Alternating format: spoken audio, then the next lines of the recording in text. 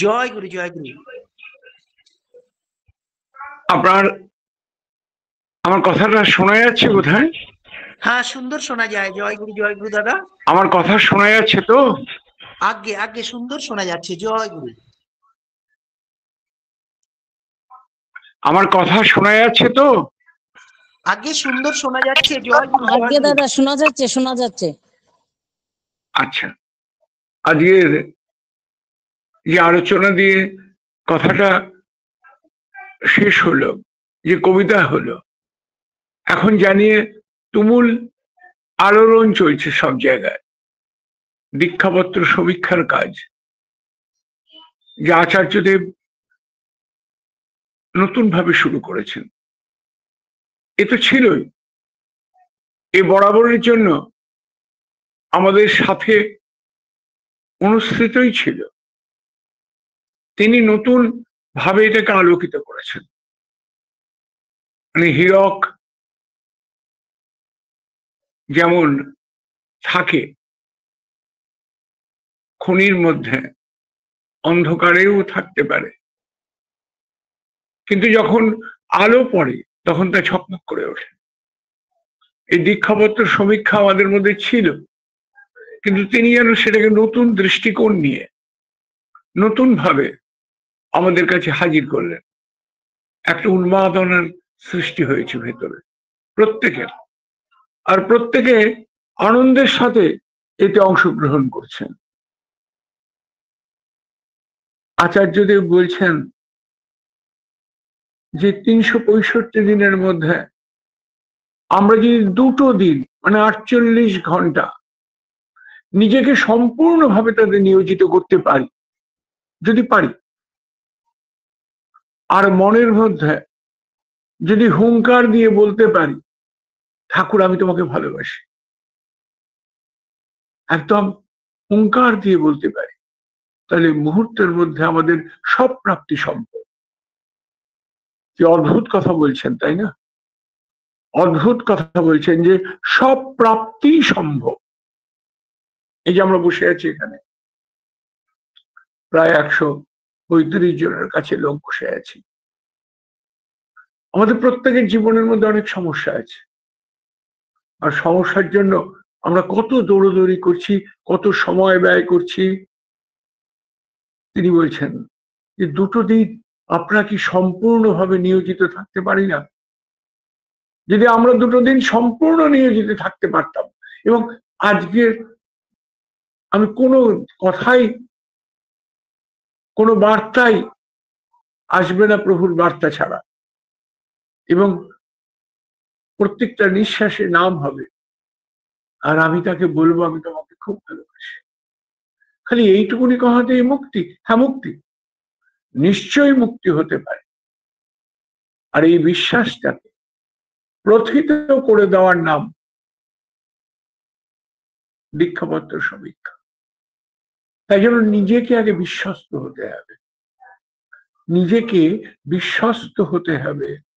আর নিজে যদি বিশ্বস্ত হই, তাহলে এই বিশ্বস্ততার বিশ্বাস অন্যজনের উপরে প্রয়োগ করা যাবে এবং তা সার্থক হবে। সে যে আছে, প্রভু আমি এমন কবে হব, আমায় দেখে বলবে সবে তুমি আছো জীবন বল্লভ। আমায় দেখে বলবে, আমায় দেখে জগৎ সংসার ঠাকুরকে চিনতে চাইবে, তবেই তা যাজন।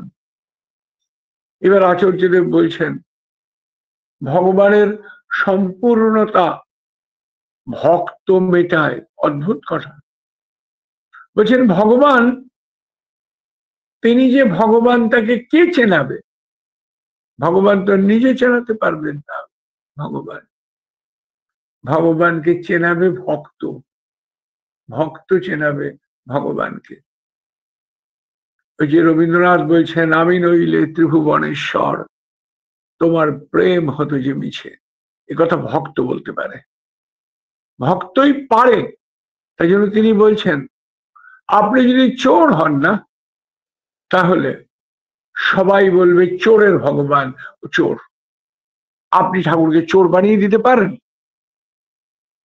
আবার আপনি ডাকাত যদি হন, দেখবেন আমাদের তারকেশ্বর মন্দিরে যাওয়ার সময় একটা কালী মন্দির পড়ে, এবারে ডাকাতি কালী, মানে ডাকাতের সাথে কালী জড়িত হয়ে গেছে, ডাকাতি করতো, তাই কালীও ডাকাতে কালী। তেমনি আপনি আপনার ভগবানকে কিভাবে রঞ্জিত করবেন আপনি করতে পারেন। তাই আপনি ভগবান হয়ে উঠলে আপনার ঠাকুর ভগবান। কতটা নির্ভর করছে শিষ্যের, কতটা দায়িত্ব। শিষ্য ভগবানকে প্রেজেন্ট করে, এটা তো ডিপি ওয়ার্কটা হচ্ছে তাই যে তুমি তোমার মধ্যে সেই আলোককে প্রজ্বলিত করো, সেই আলোককে জাগরিত করো, যাতে তুমি দেদীপ্যমান হয়ে আলো বিকিরণ করো। তোমার মধ্যে মানুষ অনুভব করবে শ্রী শ্রী ঠাকুর অনুকূল চন্দ্রকে। এই ওয়ার্কটা ডিপি ওয়ার্ক। একটা ঘটনা বলবো আপনাদের, তার আগে ঠাকুর 1961 সাল একজন দাদা ঠাকুরের কাছে এসছেন, স্বামী স্ত্রী দুজনে এসছেন, প্রণাম করেছেন। ঠাকুরও হাত জোর করে প্রণাম করলেন, প্রণাম করে বলছেন, আশীর্বাদ চেয়েছেন, যা নর্মালি চায়। তার মেয়ে বিদেশে গেছে, তার মেয়ে না ছেলে বিদেশে গেছে, নামটা একটু মেয়েদের মতো, গোপা ব্যানার্জি। তা তিনি ডাক্তারি পড়তে বিলেতে গেছেন, বলছেন যে আশীর্বাদ করুন যাতে সে কৃতকার্য হয়ে ফিরে আসে। ঠাকুর বলছেন, আশীর্বাদ না, আমার প্রার্থনা। দাদা বলছেন, আমি আর সব ভাবি না, ভগবান যাকে দিয়ে যা করাবেন তাই হবে। ঠাকুরের কাছে আশীর্বাদ চেয়েছেন, ঠাকুর বলছেন আশীর্বাদ না, আমার প্রার্থনা। তিনি বলছেন আমি ওসব ভাবি না, আমি ভাবি ভগবান যাকে যা দিয়ে করাবেন তাই হবে। ঠাকুর বলছেন ভগবান মানে কিন্তু ভজমান, আর ভজমানতার মধ্যে ভজন আছে, মানে সেবা করা আছে। তাই যে যত সেবা করাবে সে তত বড় ভগবান। ওই সেবা যাতে বিধিমত হয়, আর তার জন্যই চাই শ্রেয় নিষ্ঠা, আর তা সে কিন্তু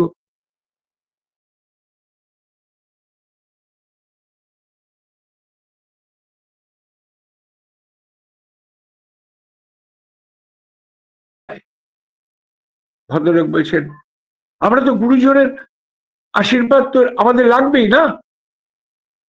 ঠাকুর বলছেন আশীর্বাদ মানে হচ্ছে অনুশাসনবাদ। গুরুজন যেভাবে চলতে বলেছেন সেভাবে যদি চলো, তাহলে অটোমেটিক্যালি তোমার পেছনে ওই আশীর্বাদ ধাওয়া করবে। দাদার এবারে ঠাকুরের দিকে তাকিয়ে কথাটা বলতে পেরেছেন হয়তো। তাকে বলছেন ঠাকুর নিষ্ঠা থাকলে তো আর্ন করতে হয় না, নিষ্ঠা দিয়েই তো ওই আশীর্বাদটা আর্ন করতে হয় না। ঠাকুর ঠিক বলেছেন, হাসছেন তিনি। নিষ্ঠাা আশীর্বাদ কে নিয়ে আসে। নিষ্ঠা মানে নিপুণ ভাবে সাথে লেগে থাকা। তিনি যা বলেছেন তাই করতে হবে, বিনা আপত্তিতে, বিনা ওজোরে, বরং পরম আনন্দে। এই যদি মানুষের জীবনের মধ্যে থাকে, ঘটতে থাকে, তাহলে সে দেবপম চরিত্রের মানুষ হয়ে দাঁড়ায়। ঠাকুরের কাছে একজনা এসেছে পাবনা টাউন থেকে।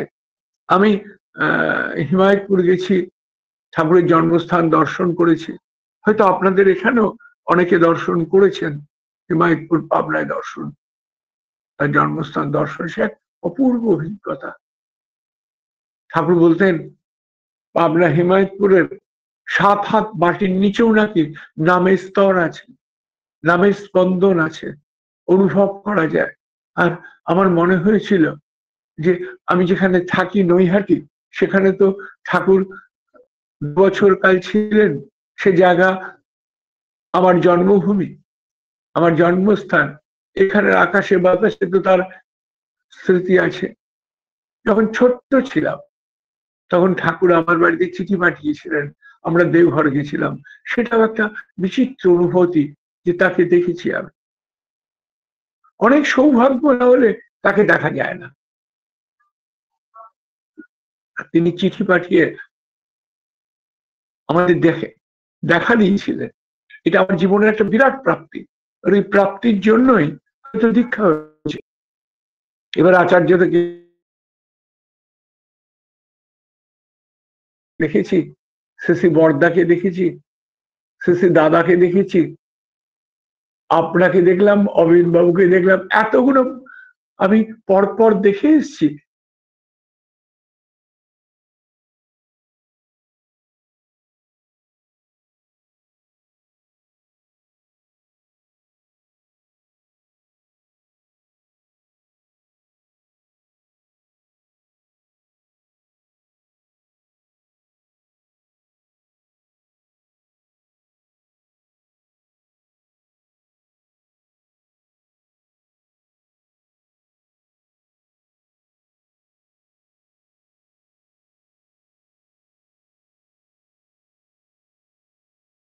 মানেটা কিন্তু আমি তখন বুঝিনি। ওই যে হাসলেন তিনি, বুঝিনি আমি তিনি হাসছেন। আমি পাল্টা প্রশ্ন করলাম যে তার দিকে তাকিয়ে, আপনি এটা কি বলছেন? আপনি দীর্ঘদিন সুস্থভাবে থাকবেন আমাদের কাছে। তবে আমার একটা প্রশ্ন আছে, মানে বলুন, মানে আপনি এত সুন্দর চেহারাটা কি করে রেখেছেন? একটু মেদ নেই, কি সুন্দর চেহারা। তাকে বললাম যে আপনি এত সুন্দর চেহারাটা কি করে রেখেছেন? হেসে দিয়েছেন। আস্তে আস্তে বলছেন যে অবিনের মা, মানে আমাদের বৌদি, কি সুন্দর বলছেন, অবিনের মা, নাম ধরে ডাকেন না। আমরা আমাদের স্ত্রীদের অনেক সময় নাম ধরে ডাকি। তার স্ত্রীর নাম মৌমিতা, কখনো বললেন না মৌমিতা? তিনি বলছেন অবিনের মা আমাকে ভালো ভালো রান্না করে দেয়, এবং খুব সুন্দর রান্না, খুব সুন্দর। বড় বউ রানীমা খুব সুন্দর রান্না করে, কিন্তু আমি খাই না। কত বলে তুমি একটু খাও, আমি খাই না। জানেন, আমি না ওই কোকোকোলা, তারপরে ফুচকা খেতে খুব ভালোবাসি, কিন্তু আমি খাই না। কেন বলুন তো? তার কারণ আমাকে দীর্ঘ সময় ধরে এই প্রার্থনায় আসতে হবে, এই আপনাদের কাছে বসতে হবে, কথা বলতে হবে, আমাকে সুস্থ থাকতে হবে ঠাকুরের কথা বলার জন্য। আমি অবাক হয়ে বসে রইলাম, কি অপূর্ব ভাবে তিনি বলছেন। তিনি সুস্থ থাকেন ঠাকুরের কথা বলার জন্য, আমাদের ঠাকুরের বার্তাকে শোনানোর জন্য। তাই জন্য তিনি তার পছন্দের খাবারটাকে অ্যাভয়েড করছেন। তার স্ত্রী বলছেন খাওয়ার কথা না, তিনি খাবেন না। তিনি যে সমস্ত সামান্য আহার্য গ্রহণ করেন, সাধারণ আহার্য গ্রহণ করেন, তার শরীর অনুপাতিক। আমি মুগ্ধভাবে তার দিকে চেয়েছিলাম। আর যে কাটা আরো মুগ্ধতা এলো, আমার কাশ্মীরে যাওয়ার কথা, মানে আমি ফিরেছি, যেহেতু আমি বলেছি আমি টিকিটটা কেটে নিয়েছি, 26 তারিখে টিকিট কাটা, আমি যাব, 28 তারিখে ফিরবো। এই সময় আমার বাড়িতে খুব পরিচিত মানুষরা এসছেন, এসে বলছেন যে আমরা লাদাখ যাব, কাশ্মীর ঘুরে একটা লম্বা ট্যুর, আপনি চলুন আমাদের সাথে। বাড়ির সবাই বলছে চলুন, চলো, একটা এত বড় ট্যুর, এত সুন্দর, নিশ্চয়ই যাওয়া যেতে পারে। এই কাশ্মীর ঘটনার কিন্তু বেশ কিছুদিন আগের ঘটনা, তখন এরকম পরিস্থিতি নর্মাল। তা আমি বললাম না, আচার্যদেব বলেছেন আর আমি টিকিট কেটেছি, আমি ঠাকুর বাড়িতে যাব, যত লোভনীয় ট্যুর হোক না কেন। খুব ভুল করছেন, আপনি আচার্যদেবকে জানিয়ে দিলেই হয়, তিনিও আনন্দ পাবেন আপনি এত সুন্দর ট্যুর করবেন, কিছু তিনি মনে করবেন না। তিনি তো ক্যাজুয়ালি বলেছেন। বললাম তিনি ক্যাজুয়ালি কোনো কথা বলেন না, তার প্রতিটা কথার পেছনে একটা যুক্তি আছে, আর তার প্রতিটা কথার পেছনে একটা মান্যতা আছে। সেই মান্যতা যদি আমরা দিতে পারি তাহলে আমরা লাভবান। আমি অসম্ভব আমি যাব না, আমি গেলাম না।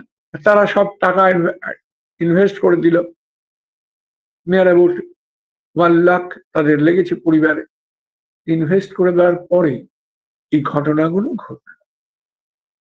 তাদের ওই ইনভেস্টমেন্টটা খুব প্রবলেমে পড়ে গেছে। তারা কোম্পানি, ট্যুর কোম্পানি সে টাকা রিটার্ন করবে না, অন্য কোনো ভাবে অ্যাডজাস্ট করবে। তাদের এত বড় আর্থিক ক্ষতির সম্মুখীন হচ্ছে তারা। আচ্ছা, কি করে তিনি বুঝলেন যে আমার এই ক্ষতিটা নেওয়াটা আমার পক্ষে মনোকষ্টের কারণ হবে? তিনি কি করে জানলেন? আপনারা বলবেন কাকতালীয়, আমি বলবো মোটেই কাকতালীয় নয়। কারণ তিনি কার্যকারণটাকে অত্যন্ত অনুভব করেন। এই দুনিয়ার কার্যকারণকে তিনি অনুভব করতে পারেন। কি করে অনুভব করতে পারেন? কারণ তিনি ঠাকুরকে ভালোবাসেন। তার ঠাকুরের উপর ভালোবাসাটা এই দুনিয়ার কার্যকারণের সাথে, এই মহাজাগতিক যে কার্যকারণে দুনিয়া চলছে তা অনুভব করিয়ে দেয়, জানিয়ে দেয়, ভাবিয়ে দেয়, অনুভব করে দেয়। তাই তিনি যখন কথা বলেন তখন আমরা তার কথাটাকে যদি মেনে চলি, আমরাও সেই কার্যকারণের মধ্যে জীবনকে অতিবাহিত করে জীবনকে সুন্দর করে তুলতে পারি। এটা তিনি বলেছেন ডিপি ওয়ার্ক। আমরা ডিপি ওয়ার্ক করবো। কি করে করব?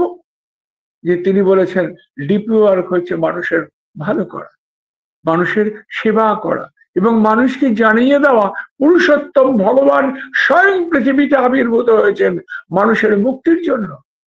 আমি একটা আমার ছোট ডিপি ওয়ার্কের কথা,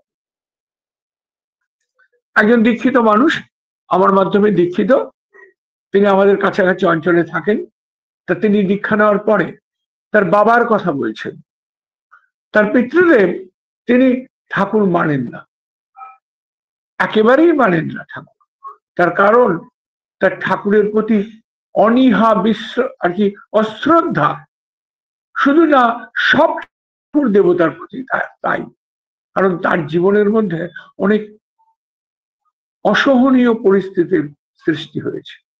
তা তিনি আমাকে বললে চলেন না আমার বাবার কাছে একটু। আমি নিশ্চয়ই যাব, নিশ্চয়ই যাব তার কাছে। একটা মানুষ ঠাকুরের প্রতি অনীহা নিয়ে একটা জীবন কাটাচ্ছে, এ তো ঠিক না। মানে জীবনের আনন্দটা সে পাচ্ছে না, সে আনন্দ তো তাকে দিতে হবে না। আচার্যদেব বলেছেন প্রত্যেকের বাড়িতে আপনারা যাবেন, আর প্রথম কাজ হচ্ছে ডিপিআরকে, দাদা আপনি কেমন আছেন, ভালো আছেন তো, এই হচ্ছে আপনার প্রথম বার্তা। গেলাম তার বাড়িতে, ভদ্রের বিছানায় শুয়ে আছে। আমি জিজ্ঞেস করলাম আপনি কেমন আছেন?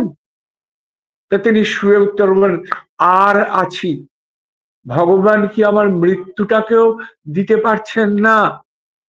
মৃত্যু হলে তো বাঁচি, এই বিছানায় শুয়ে উঠতে পারি না, নড়তে পারি না, কি করে ভালো আছি বলেন তো? আর যিনি সবকিছুর মালিক বলেন তিনি এত কষ্ট দিচ্ছেন কেন? তাই জন্য আমার কাছে কোনো ভগবান নেই। আমি তাকিয়ে বললাম ভগবান তো আছেনই, আর আছেন বলেই তো আমরা এসছি আপনার কাছে। বসলাম, বসে তার দিকে তাকিয়ে বললাম ভালো থাকতে ইচ্ছে করে না? বলে খুব করে, কিন্তু আমার ভালো থাকার উপায় নেই। আমার এই দীর্ঘ বয়স, তার নিয়ে 80, আমার এই বয়স অব্দি প্রত্যেকে আমাকে প্রবঞ্চনা করেছে। আর ভগবান আমার পাশে কখনো আসেননি। এসছেন, এসছেন বলে যদি এসছেন তাহলে দেখুন কি অবস্থা, হাতটা ভরে ওই বাঘের গায়ের ছোপের মতো কালো কালো ছোপ ছোপ দাগ। দেখুন আমি উঠতে পারি না, শুয়ে শুয়ে কোনো মতে খাই, পায়খানা বাথরুম যেতে দুবেলা মুখ করে সবাই, ছেলে দেখে না, বৌমা দেখে না, আমার স্ত্রীর কি কষ্ট। আমি তাকিয়ে বললাম আপনি নাম নেবেন? বলে নাম নেবো মানে? মন্ত্র। সেটা কি? যা মানুষের মনকে ত্রাণ দেয়। তাতে কি হয়? মন্ত্র জপলে আপনার মনের মধ্যে যে দুঃখ তা উধাও হয়। এ নিয়ে অনেক আলোচনা হলো, হতে হতে উনি বললেন আমি তো উঠতে পারবো না। শুয়ে শুয়ে নেবেন, তাতে ফল হবে? বিশ্বাস করলেই ফল হবে। বিশ্বাস মানুষকে ফল এনে দেয়। তো উনি শুয়ে শুয়ে দীক্ষা নেন। দীক্ষাটা হওয়ার পরে এবারে আমি বললাম আপনি সব সময় নাম করবেন। আচার্যদেব তো বলেইছেন যে প্রতি মুহূর্তে নাম যদি মানুষ করে তাহলে মানুষের জীবনের মধ্যে সব সমস্যা মেটে। ওই সব সমস্যার সমাধান জানিস ইষ্ট প্রতিষ্ঠান। এটা মুখের কথা না, আপনাকে বিশ্বাস করতে হবে এবং বিশ্বাস করে প্রয়োগ করতে হবে। আমি জানি না আমি কতটা বিশ্বাসী, কিন্তু প্রয়োগ করা তো হলো। আমি আমাদের কেন্দ্র মন্দির থেকে ওনার জন্য একটা প্রেজেন্ট এনে দিলাম আর একটা কার্ডাটন ওষুধ দিলাম, নিয়ে ওনার বাড়িতে পাঠিয়ে দিলাম। আর মেয়েকে বললাম এই প্রিভেন্টিনিয়াটা নাম করতে করতে, বিশ্বাস করতে করতে সারা গায়ে মাখাতে, আর কার্ডাটনটা খেতে। এই ওষুধটা খেতে, ঠাকুর বাড়ির একটা অত্যন্ত ভালো ওষুধ হৃদযন্ত্রের জন্য, এটা খেতে। আমি বলে পাঠালাম বিশ্বাস করে এটা খান। তো উনি খাচ্ছেন, আর আমি খোঁজ নিচ্ছি কি অবস্থা। আচমকা খবর পেলাম কি জানেন, যে ডাক্তার যা করতে পারেনি আমার প্রিভেন্টিনা তাই করলো। তার ওই গালের যে দাগগুলো চিতাবাঘের মতো ছোপ ছোপ সব মুহূর্তে বিলীন হয়ে গেছে, চকচক হয়ে গেছে চামড়া, এবং ভদ্রলোক উঠে বসছেন। আরো কথা কি, 3টে ফাইল পাওয়ার পরে ভদ্রলোক সিঁড়ি দিয়ে ওপরে উঠতে পারছেন তেতালার ছাদে, এবং ভদ্রলোক এখন হাততালি দিয়ে কীর্তন করেন আর খুব আনন্দ করেন। আমি দেখি তার বাড়িতে উঠে বসেছেন, বলছে খুব ভালো লাগছে, খুব আনন্দ হচ্ছে, কিন্তু জানেন দাদা মনের মধ্যে খুব দুঃখ। বললাম কেন দুঃখ কেন? বলে আমাকে, আমি মিলে কাজ করতাম, আমাদের ওখানে নৈহাটি নদিয়া জুট মিল, আমাকে রিটায়ার করার পরে পিএফ দেয়নি, গ্র্যাচুইটি দেয়নি, আমার কিচ্ছু নাই, আমার অর্থ নাই, কিচ্ছু নাই। আমাকে উকিলের কাছে গেছিলাম, উকিল টাকা নিয়েছে বটে, কিন্তু কাজ কিছু হয়নি। কত বছর রিটায়ার করেছেন? বলে 20 বছর, কিচ্ছু পয়সা পাইনি। এটা আমার ভীষণ দুঃখ। বললাম তাকে ধরে চললে দেখেন না কি হয়। আচার্যদেব বলেছেন প্রত্যেক উপযোজনা কেন্দ্রে ডাক্তারদের একটা লিস্ট রাখার জন্য আর উকিলদের একটা লিস্ট রাখার জন্য, যাতে মানুষ বিপদে পড়লে এই উপযোজনা কেন্দ্র এবং কেন্দ্রে এসে জানতে পারে কোন মানুষের কোন বিপদ, আমি কি সাহায্য পারবো। উপযোজনার যে নীতিবিধি নিয়মগুলো তিনি দিয়েছেন, এই শেষের দিকে তার এই বার্তাগুলো আছে। এটা কিন্তু দীক্ষাপত্র সমীক্ষার কাজ। তা আমি একজন এই আমাদের কেন্দ্রের পাশের মানুষ, তিনি একজন লয়ার, তাকে বললাম অত্যন্ত দরিদ্র মানুষ একজন, তার কি উপকার করা যায় না, তাকে একটা সাহায্য করা যায় না? তিনি বলে নিশ্চয়ই করবো।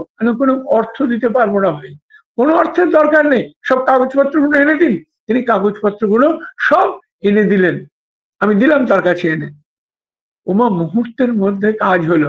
1 মাসের মধ্যে মিল কর্তৃপক্ষের কাছে উকিলের চিঠি গেল, রাজনৈতিক চাপ গেল, এবং তারা উপযাজক হয়ে ভদ্রলোককে ফোন করলেন, আপনার টাকা অনুমোদিত পেয়েছে, আমরা সব টাকা নিয়ে আপনার কাছে যাব, কবে যাব? তারা যা কখনো হয় না, সেই টাকা নিয়ে তার হাতে গিয়ে দিয়ে তার প্রাপ্য টাকা বুঝিয়ে দিল। ভদ্রলোকের চোখ বিস্ফারিত, আনন্দিত। তিনি কি করবেন ভেবে উঠতে পারছেন না। এই বৃদ্ধ বয়সে তিনি নতুন বাঁচার আনন্দ পেলেন। তার বৌমা, তার ছেলে, তার স্ত্রী সবাই মিলে একটা আনন্দিত পরিবার গজিয়ে উঠল। আমি বুঝলাম ডিপি ওয়ার্ক কাকে বলে। একটা মানুষের মুখে হাসি ফোটানো, আনন্দ ফোটানো। আসলে গল্পটা করতে গেছিলাম সেটা সম্পূর্ণ অন্য। এরকমই হয়, একটা গল্প করব, ঠাকুরের প্রসঙ্গ নিয়ে আলোচনা করব, কিন্তু প্রসঙ্গটা ঘুরে যায়। ওই যে বক্তব্যটি, যে কবিতাটি বললো, সেই কবিতার সূত্র দিয়ে আমার মনে হলো জীবন্ত ভাবে ডিপি ওয়ার্কটা ভেসে হলো।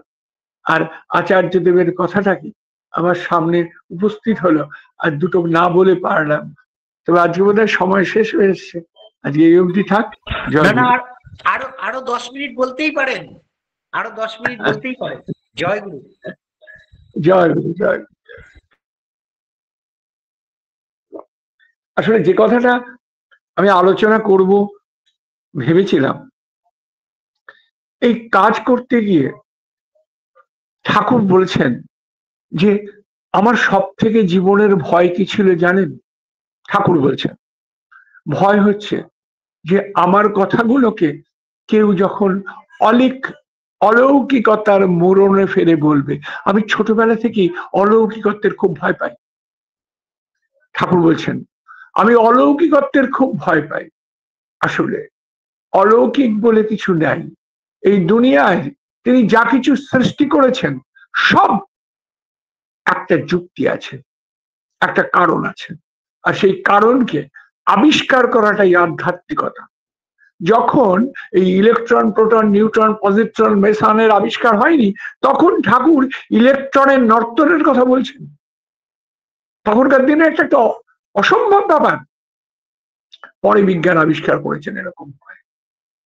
তিনি বলতেন প্রতিটা ঘটনাকে তোমরা ব্যাখ্যা করবে, আর ব্যাখ্যা যদি না করতে পারো তাহলে অন্তত বুঝবে যে আমি এখন এটা ব্যাখ্যা করতে পারছি না, কিন্তু এর একটা কারণ আছে, আমি কোনো সময় তার ব্যাখ্যা করে দেব।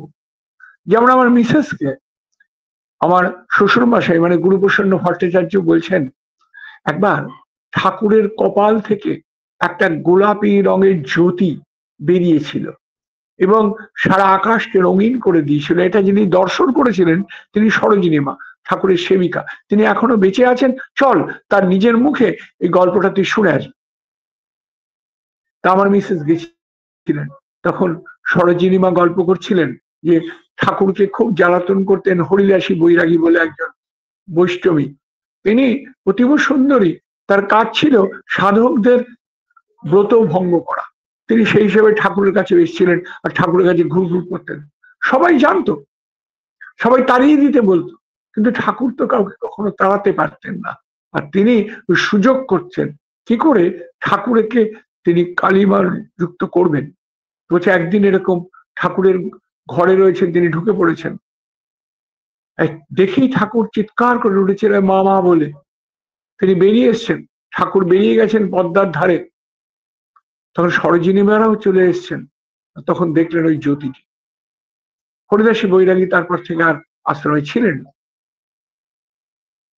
ঠাকুর বলছেন আমি জানি না, কিন্তু কোষের মধ্যে কি কারণে কি হতে পারে, কি কারণে এই বিকিরণ হতে পারে, তোমরা নিশ্চয়ই কোনোদিন বের করবে।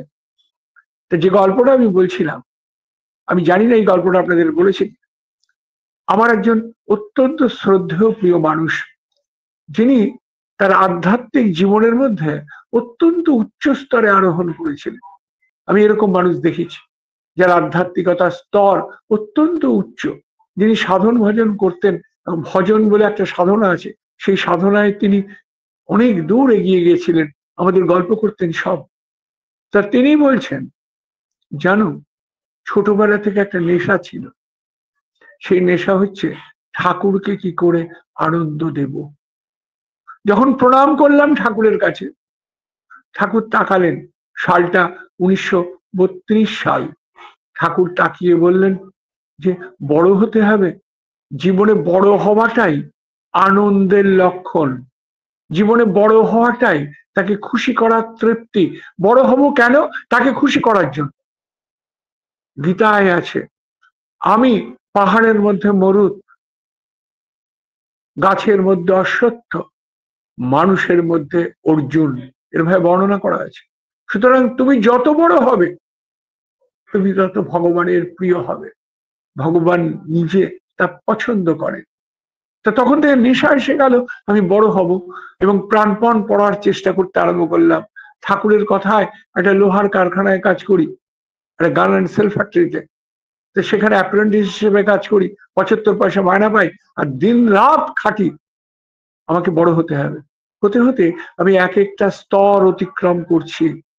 পরীক্ষাগুলো বিদেশে হয়, এখান থেকে খাতা যায়, একটা দিনের অঙ্ক আমি পাচ্ছি না। তিনি বলছেন অঙ্ক আমি কিছুতেই পারছি না, একটা অঙ্ক 7 দিন ধরে অফিসে হাড় ভাঙা খাটনি কেটে করি আর পারি না। শেষে টেবিলের উপর ঠাকুরের ফটোটা রয়েছে, আমি কেঁদে ফেললাম, একদম হাউ হাউ করে কেঁদে ফেললাম। কেঁদে ফেললে বললাম, ঠাকুর অ্যাংলো ছেলেগুলো হই হই করতে করতে যাচ্ছে, তারা একটা মাস্টার রাখতে পেরেছে, আর আমি একটা মাস্টার রেখে পড়াশোনা করতে পারি না, তোমাকে খুশি করতে পারি না। নাম হচ্ছে প্রবল। হঠাৎ করে দেখি তিনি বলছেন টেবিলের উপর ঠাকুর দাঁড়িয়ে আছেন আর বলছেন, বুক দিয়ে পাহাড় ঠেললে পাহাড়ের কিছু না হোক, নিজের বুক শক্ত হয়, এগিয়ে যাও এগিয়ে যাও এগিয়ে যাও। এই কথাটা শুনেই তিনি চমকে উঠেছেন। ঠাকুর বলছেন, আর মাথাটা একদম আনলক হয়ে গেল, ব্রেইন যেন খুলে গেল। তিনি অঙ্কটা সলভ করেছেন, আর সলভ করেই তিনি আর সে আনন্দ চেপে রাখতে পারছেন না, একদম ট্রেন ধরে সোজা হিমায়ত। ঠাকুর বসে আছেন, হাসছেন এই বাবলা গাছের তলায় বসে, পদ্মার ধার, অপূর্ব দৃশ্য। তিনি হাঁপাচ্ছেন, ঠাকুরের কাছে এসে বলছেন, ঠাকুর আপনাকে দেখলাম। ঠাকুর গম্ভীর হয়ে বলছেন, কোথায়? বলে, টেবিলের উপর আপনি দাঁড়িয়ে আমাকে এই কথা বললেন। ঠাকুরের কাছে আয়, শোন, ধর্মের জীবনের প্রথম বার্তা তোকে বলি। প্রথম হচ্ছে, ভগবান কখনো মিরাকেল দেখান না। আর যারা মিরাকেলের গল্প বলে ঈশ্বরের কথা বলে, বুঝতে হবে তাদের মধ্যে কোথাও একটা খামতি আছে। বলে, আমি যে দেখলাম সত্য। বলে, তাহলে মিথ্যা এবং সত্যের তফাৎটা কোথায়? না জানায়। ঠাকুর বলছেন, না জানায়। সত্য এবং মিথ্যার মধ্যে একটা তফাৎ না জানায়। জানাটা কি? বলছে, তুমি যখন আমাকে ভাবো, আমাকে যখন চিন্তা করো, ভগবান এই যন্ত্রটা স্বয়ং সম্পূর্ণভাবে করে দিয়েছেন। এই যন্ত্রের এমন ক্ষমতা এই ঈশ্বরকে এনে দিতে পারে। আমাদের প্রত্যেকের শরীরটা একটা যন্ত্র, আর এই যন্ত্র যখন নষ্ট হয়ে যায় তখন আর ঈশ্বরকে জানা যায় না, ঈশ্বরকে অনুভব করার কোনো উপায় নাই। এই যন্ত্র দিয়ে ঈশ্বর অনুভব করা যায়। যেমন টিভি থাকলে আপনি সিনেমার চ্যানেলগুলো দেখতে পারেন, না থাকলে পারেন না, তেমনি শরীর দিয়ে আপনি ঈশ্বরকে আবাহন করে ঈশ্বরকে দেখতে পারেন। এমন ক্ষমতা এই যন্ত্রের আছে। আর এই যন্ত্রটাকে আপনি যদি ব্যবহার না করেন, তাহলে আপনার জীবনে যন্ত্রের অকৃতকার্যতা, যেমন আইফোন থাকলে আপনি যদি উপযুক্ত ব্যবহার না করতে পারেন, তাহলে আইফোনের কার্যকারিতা থাকলেও আপনি তা অনুভব করতে পারবেন না। আমাদের সাধক রামপ্রসাদ পাশে বলছেন, এমন মানব জমিন রইল পতিত, আবাদ করলে ফলতো সোনা। এই যন্ত্রের ব্যবহার শেখানোর নাম দীক্ষা। এই যন্ত্রের নিয়ম জানার নাম আধ্যাত্মিকতা। যা জানিয়ে দেয় এই চালানোর কৌশল। আমরা যন্ত্রই চালাতে পারি না, খালি কতগুলো জিনিস নিয়ে ব্যস্ত আছি, যে জিনিসটা আমাদের জীবনের মধ্যে সামান্য প্রয়োজন খালি ভৌতিক অনুভূতির জন্য, আধ্যাত্মিক অনুভূতির জন্য নয়। সেই জীবনের এই অনুভূতি যখন আসে, হঠাৎ করেই আসে, নাম ধ্যান করতে করতে আসে, যখন ভালোবাসা জন্মায় তখন আসে, তখন আমাদের ব্রেন সেলের যে জিনিস জায়গাগুলো বন্ধ আছে সেগুলো খুলে যায় এবং তখন দর্শন আসে। তখন তুমি যাকে ভালোবাসো সেই ভালোবাসার মানুষটা তোমার সামনে এসে উপস্থিত হন এবং তোমাকে নির্দেশ দেন। এইভাবেই মানুষ অন্তস্থ ভগবানকে জাগরিত করতে পারে। ঠাকুর বলছেন, তুমি আমাকে খুব ভালোবাসো। আর ভালোবাসে যখন এই সমস্যায় তোমার মন কেন্দ্রীভূত হয়েছে, ফোকাস করেছো তুমি, আর সেই কেন্দ্রীভূত মন তোমার ব্রেন সেলকে জাগরিত করে আমার রূপ ধরিয়ে তোমাকে নির্দেশ দিয়েছে। গুরু ভক্তির এই তো ফল। গুরু ভক্তির দৃঢ় করো, পিছে করো সব উপায়, বিন গুরু ভক্তি কুছ কভি না কাটা যায়। গুরু ভক্তি মানুষের জীবনের মধ্যে এই শক্তিকে আনফল করে। তাই তুমি আমাকে দেখেছো। এইভাবেই মানুষ ভগবানকে দেখে। একজন বৈজ্ঞানিক পাশে বসছে, তিনি বলছেন, হ্যাঁ ঠাকুর, এরকম ঘটনা। বিজ্ঞানী কেকুল, তিনি অ্যারোমেটিক স্ট্রাকচার, অর্গানিক কেমিস্ট্রির সব থেকে বিশদ বিষয় যে বেঞ্জিন, তার স্ট্রাকচার বুঝতে পারছিলেন না। তিনি ষড়ভুজাকার স্ট্রাকচার বুঝতে পারছিলেন না। এমনি ওপেন চেন স্ট্রাকচার তখন আবিষ্কার হয়েছে। বেঞ্জিন স্ট্রাকচার অ্যারোমেটিকের জগতের প্রথম সেই স্ট্রাকচার পারছেন না তিনি আঁকতে। তিনি ফ্রান্সের রাস্তা দিয়ে যাচ্ছেন, তার নাম কেকুল। তিনি দেখছেন স্ট্রাকচারটা দর্শন নর্তন করছে তার সামনে। ঠাকুর হাসতে বলছেন, ওই ওই ওই ওই সব সমস্যার সমাধান হতে পারে যদি মানুষ নিজেকে কেন্দ্রীভূত করতে পারে।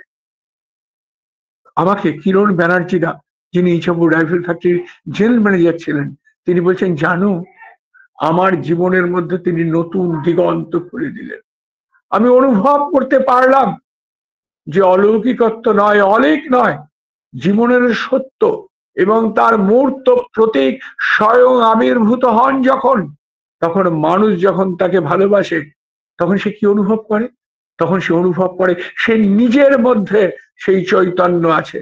আচার্যদেব বলছেন নিজত্ব হারিয়ে কাউকে খুশি করতে যেও না, এর মানে কি জানেন? অবাক হয়ে তাকিয়ে আছি। তিনি বলছেন নিজ মানে প্রভু নিজে। আর আমাদের প্রত্যেকের মধ্যে নিজত্ব মানে প্রভুর অবস্থিতি, প্রভুর অবস্থান। নিজত্ব মানে প্রভুর অবস্থান। তাই ঠাকুরকে হারাবেন না। ঠাকুরকে হারিয়ে কাউকে যদি খুশি করতে যান, তাহলে জীবনের দুর্গতি আপনাকে সবসময় গ্রাস করবে। তাই নিজত্ব মানে ঠাকুরকে হারানো, তাই জন্য আমরা কখনো না হারাই, তিনি বলছেন। আর নিজত্ব মানে তাকে যদি জাগিয়ে তুলতে পারি, যদি ঠাকুরত্ব আমার মধ্যে জাগরিত হয়, তাহলে বিশ্বের সমস্ত কিছুকে আমি অনুভব করতে পারি। আর তাই জন্য তিনি বলছেন হৃদয় দাও কিন্তু হটে যেতে হবে না। তার অর্থ হচ্ছে নিজত্ব যখন বাড়ে, নিজত্ব যখন জাগরিত হয়, তখন মানুষ হৃদয় দিতে পারে। হৃদয় দেওয়াটা মানে হৃদয়ের সাথে হৃদয়ের যোগাযোগ ঘটানো। যত মানুষ এই যোগাযোগ করতে পারে, তত মানুষ বলবান হয়। তিনি বলছেন জীবন থেকে পলায়ন নয়। জীবনে দুটো দিক, নয় পলায়ন হও, নয় পলায়ন, নয় পালোয়ান। তুমি কি হতে চাও? পলায়ন করতে চাইলে তুমি শেষ হয়ে যাবে, আর পালোয়ান হতে থাকলে তুমি জীবনকে উপভোগ করতে পারবে। আচার্যদেব বলছেন নয় পলায়ন আর নয় পালোয়ান। আর এই পালোয়ান হতে গেলে হৃদয় তোমাকে দিতে হবে। হৃদয় মানে দেওয়া, মানে যোগাযোগ, দেওয়া মানে হৃদয়ের সাথে হৃদয়ের যোগ। আর এটাই ডিপিওয়ার, আর এটাই তিনি আমাদের কাছে জানিয়েছেন। জয় গুরু। আজকে থাক, আবার একদিন কথা হবে। জয় গুরু, জয় গুরু। অপূর্ব, অসাধারণ, মন্ত্রমুগ্ধের মতো শুনছিলাম। একটা অপূর্ব অসাধারণ প্রাঞ্জল ভাষায় ইষ্ট প্রসঙ্গ। মনে হচ্ছিল পাশে বসে সেই ঘটনা শুনতে শুনতে কোথায় যেন বিভোর হয়ে গেছিলাম। অসাধারণ অপূর্ব নিবেদন আমাদের পরম শ্রদ্ধেয় শ্রী অনন্ত বন্ধু রায় মহাশয়ের। শ্রী শ্রী ঠাকুরের পবিত্র পুত পাঞ্জাধারী দীক্ষাদাতা কর্মী নৈহাটি থেকে ইষ্ট প্রসঙ্গ করলেন। উনি ইষ্ট প্রসঙ্গ শুরু করলেন এই ডিপি ওয়ার্কের উপরে ভিত্তি করে। শ্রীকান্ত সরকারদার যে ভালোবাসার কবিতা পাঠ হলো ডিপি ওয়ার্কের উপর বেস করে, সেখান থেকে শুরু করলেন ইষ্ট প্রসঙ্গ। শুনলাম আজকের আলোচনায় ভগবান মানে ভজবান, ভজমান।